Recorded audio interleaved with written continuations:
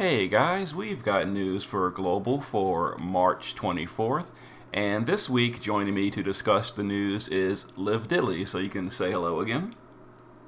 Hey everyone, I'm happy to be back on this one. Indeed, glad you can join again. So we've got Clash of Wills, Itemworld, and Roberta, and what's the dragon's name? Ignitos, I guess.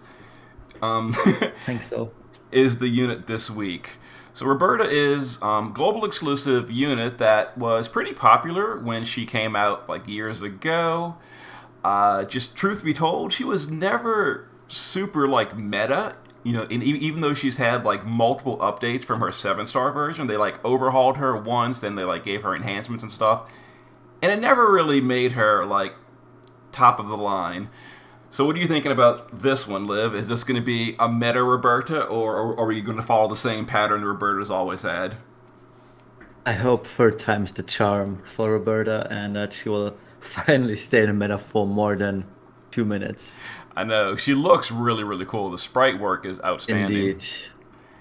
11 out of 10 sprite, easily. Definitely. So this is a vision card step up, which is the same as Tulian and Edge's banner, Edge and Iridia, where this one you do the price has been increased. So the step up for the card is 28,000 this time, as opposed to 25,000 for the previous two. Just at a brief glance, it seems like all the perks on the step up are similar. We are getting 50 shards for Roberta during the step up. So, what are your thoughts about this, Liv? Them increasing the price on the step up? Like the prices just seem to slowly increase little by little every single week now.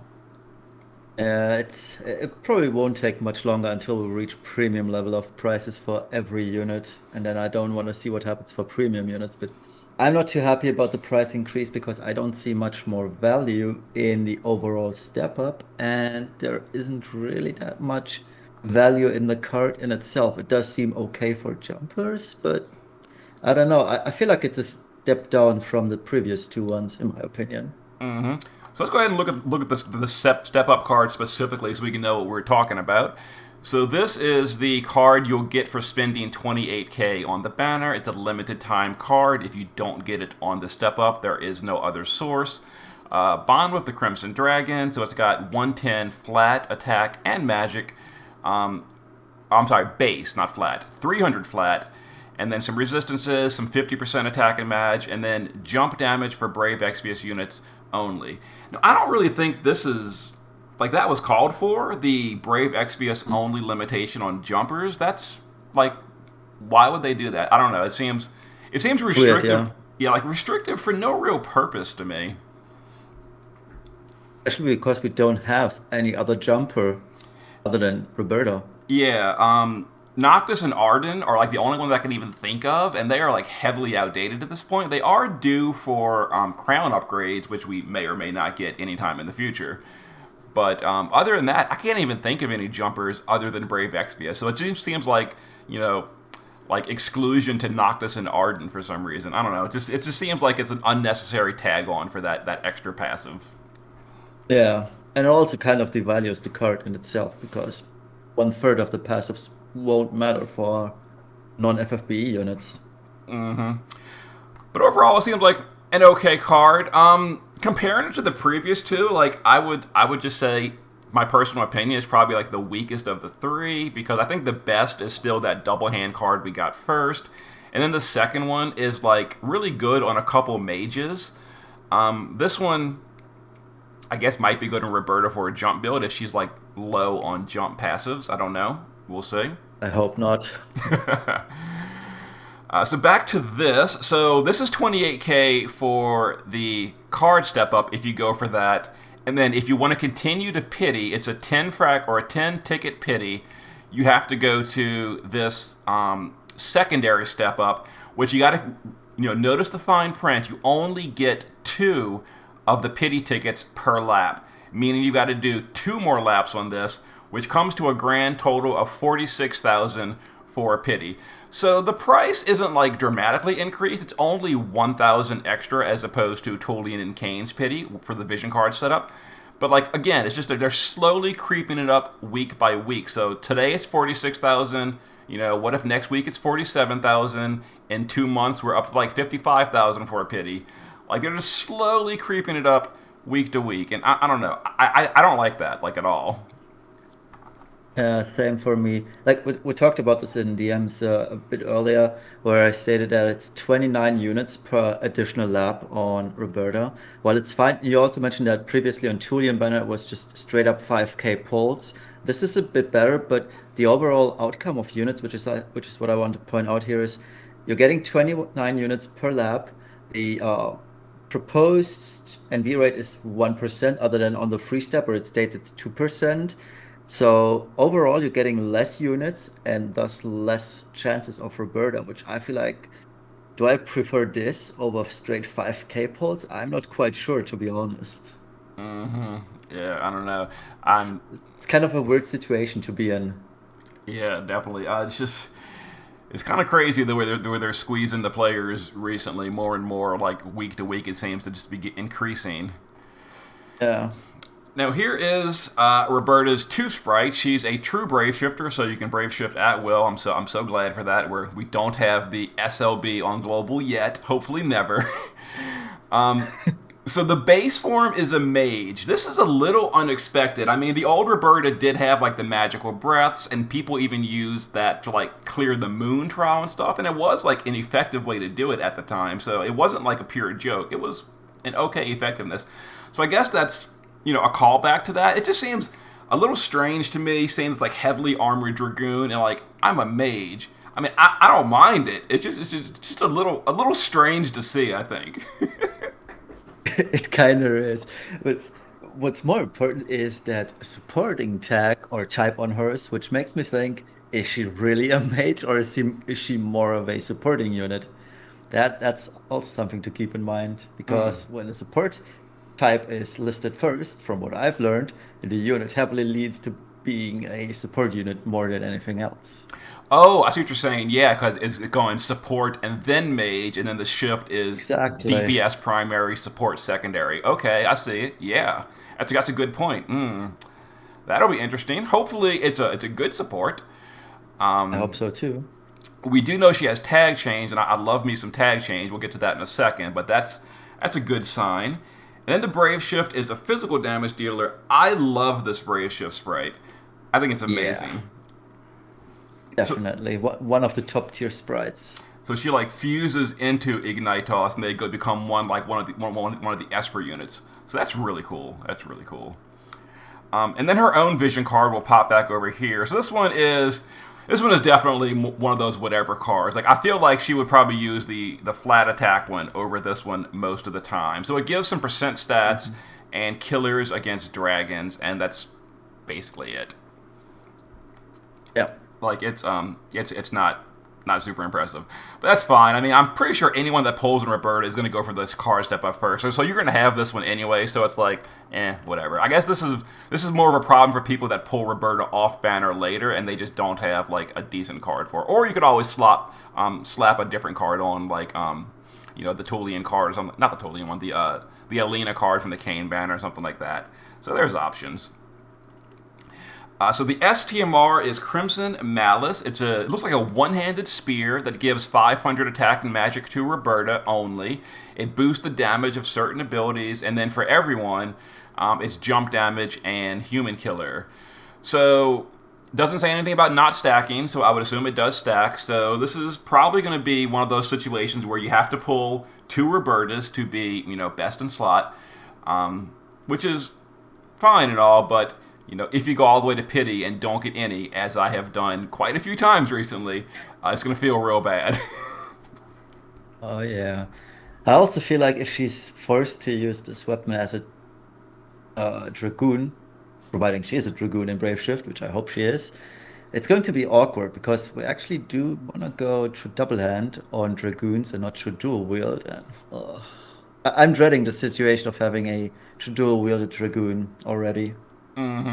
Yeah, I know, because they're like just fixed Dragoons. Finally, they fixed them, and then we're Exactly. like backpedaling to the true dual wield days. And it's a little strange just to point out. We were joking about this earlier that Roberta is very clearly double hand in her sprite, but she's actually dual wield.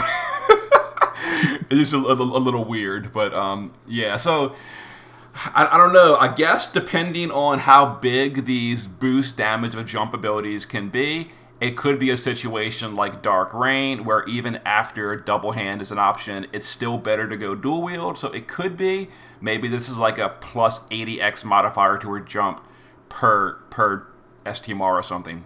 You know, at that Yeah. case, you'd probably have to go dual wield, but we'll see for that. And then the TMR is equip spear and then some stats, jump and percent. This is cool. I'm actually a really big fan of equip materia, so more of it is great. The fact that it's spears is kind of like whatever, because we've already got the Fang TMR, the 3-star unit. We can already equip spears. I'd love to see things like equip like throwing weapons, which is fine now because fixed ice is no longer a thing, so there's no reason to hold back like equip throwing weapons, or like equip hammer so we can maybe get some synergy with the Mave. Give us the equip stuff for the weapons that don't have an option. We've already got a spear equip, and I mean it's obviously spear because Roberta, but I'd love some more flexibility and the equip stuff for the things we don't have. Exactly. Or give us more, what's that AIKD STMR again? Upgrade package. That'd be Oh, cool too. that'd be amazing. That is one of the many things on my like big regrets from Brave Exvius is not Same. pulling on AA. Oh, you didn't pull on her either? Oh no. We Same. can suffer together. It was so expensive at the time is why I didn't do it, but It now I wish I was. would. So the previewed abilities, morale, magic damage, and then fill LB gauge. It's a tag attack, which is awesome. I love tags. And then Dragoon's aim. This seems like the support stuff. Consume her LB for spear in peril, accuracy up, and then modifier boost. So that's fine. I'm really looking forward to the full data mine on Thursday or Wednesday night, Thursday morning, depending on your time zone. So that's going to Yeah. be Seems vague though. Seems all very vague for the time being. yeah. Um, I'm very most likely going to go for her because it's obviously a Clash of Wills unit, it's her Clash of Wills. But so you, how about you, Liv? Going for it? Yeah, they had me at Clash of Wills unit, and after seeing that sprite, I was like, yeah, I don't care what the unit does. I just want a unit. Looking real good. And then here's the exchange shop. So usually I just skip over the exchange shop these days, but I wanted to point out right here, life, or even better, life for the purge is in this. This is one of those old materials were sold in like a premium bundle or the premium stuff. I forget the exact method. It was like a bad banner with good like shop items, so to speak. So this Wasn't is it this? I think this was together with the weapon gacha, wasn't it? I think so. Yeah, I think it was. It was one of those like you crazy. It wasn't like tied to a new unit. It was like a rerun banner with like a bunch Hmm. of perks on it or something. But this is pretty good. It's Reaper Killer, which is a relatively a rare killer, and then demons are super common. But if you ever fight a Reaper demon, this is going to be amazing. So this is just a really good. So I would definitely recommend you grab Life for the Purge if you do the step up because unfortunately, as you can also notice, there are no shards in the shop. There are 50 shards on the card step up, but none in the shop itself. So yeah. And then Item World doesn't really seem to be any changes. We're getting this Forgotten Edge. It looks like a one-hander with 50% LB damage. I mean, I guess this would be good for like Edge or the new Reagan that just came out if they're going dual wield, but you still kind of want to force double hand on them anyway. So this is like one of those who's going to use this thing. I don't know. It's a free item and like it's But it has Stone Killer and Stone Killer, not Stone Killer, sorry, Stone Resistance, which we're gonna need for Clash. oh yeah, that is true. 50% stone resist. That's pretty much it for the item world. I'm glad it's here. I've got a few items to be done, so yeah, whatever. But then the exciting news is Clash of Wills, the Dragon Spirit of Unknown Origin. If I remember correctly, this is a Aqua and Dragon from the. I don't think it even says that in the news, does it here? Or it might. From I don't the know. yeah, from the March 1st news, we know it's Aqua and Dragon. Um, oh my God, how do you say this name? Aldhiba? Yeah, I misread it as Aldi, which is something very similar to Walmart in Germany. So I'll have to really stop myself from saying this coming Thursday. Yeah, that is a strange name. Okay. So it uses non elemental physical and magic attacks, as well as some ice and lightning magic attacks. So I'm kind of, honestly, I mean, this might be a controversial opinion, but for me personally, I'm a little happy to see that it's using non elemental, AoE magic, and physical, meaning, well, other than like an Omni cover tank, which we actually have a few of at this point, so maybe I'm speaking too soon. But I'm kind of glad that they're going for non-elemental AoEs because I personally was not a fan of the egg boss. It felt so incredibly easy to just remove all threat from that fight. So what are your thoughts on that, Liv? Do you prefer that kind of fight, or do you like the ones like Kairos and all that are really dangerous to your tank? Yeah, when I read non-elemental physical and magical, I was like, finally, Kairos is back to some degree, hopefully.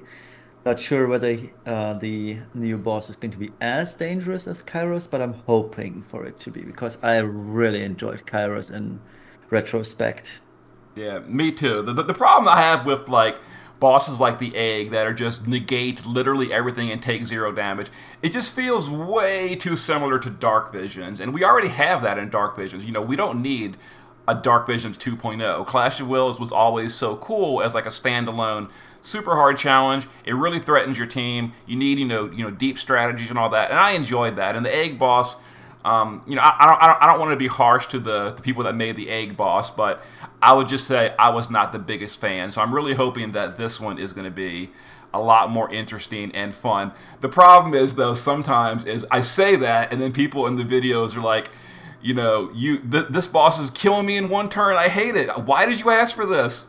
Well, everyone has their own way they like to play. For me personally, I do enjoy the challenge. Same. And I mean, honestly, the boss does only two elements with ice and lightning. We have Esther for lightning absorb, pretty much throughout the whole fight, and just gearing up for ice resistance is going to be pretty easy while also keeping up physical mitigation and or defense and spirit, I should say. That's going to be definitely interesting because technically you need both, right? You need the physical tank and you need the magical tank. Esther and Chao only do either technically, Chao being the magic tank more efficiently and Esther being more efficient at physical tanking. So that's going to be interesting. Let's see what else we have here. So it does fractional damage and attacks that inflict stone. We know stone is a thing. It changes actions after an LB is used. This sounds similar to Mortuum, the castle, that the AI changes depending on if you LB or not, which can be complicated, especially if you're using like Esther and Sky and all, because those are LB units. And then you have to do the proper element damage every turn, I suppose, which is pretty similar to last month. So here's one thing I did notice. Where was it, real quick? Let's see where it specifically points it out. Here it is. So boosting resistance to stone increases your morale. So each Clash of Wills, there's usually one or the other. Either boosting ailment resistance or boosting elemental resistance will boost morale. The difference is, this time, it's only for boosting stone. Now, the reason that's critically important is when you boost your ailment resistance, that's 8 ailments per unit. So that's 48 instances of morale gain. This is only for one ailment morale gain. So that's only going to be 6 instances per turn. So it seems, just at an early guess, it seems like boosting morale might be harder on this boss. We have to see. And Just then, bring Dr. Morale anyway. I know. I mean, Kresnik is so good at morale, but like it's such a double-edged sword because like he doesn't really do anything other than just stand there and fill morale, which he's great at. But like when you're pushing for that really high damage score, Kresnik is always one of the first ones on the chopping block to get off the team because he just doesn't do anything as far as your damage goes. Like he's great at morale stuff though. That's true. And then we've got the new action Stone Resist, which you're probably going to have from your party anyway.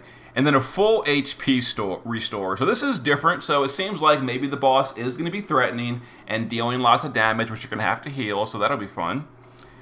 And then the boss's special ability is just an AoE in peril, which is whatever. So right here, the March Fortuna Pass bundle has been updated.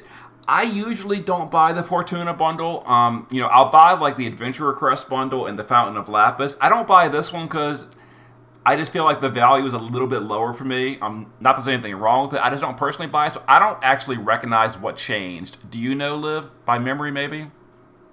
No, the contents haven't changed, so I would guess it's something from the milestones because the rewards are the same. You always got 400 drops all the time, 50 coins, and every time you had 500 lapis. So Okay, so the milestones in game must have changed, and for that we can't really preview yeah, it.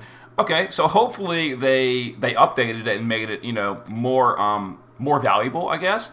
Because I have nothing against buying this pass if I feel like it's worth the value, and I just didn't feel like it was in the past. So maybe it's updated and they're adding things that are worth it. In that case, I'll grab it. Why not?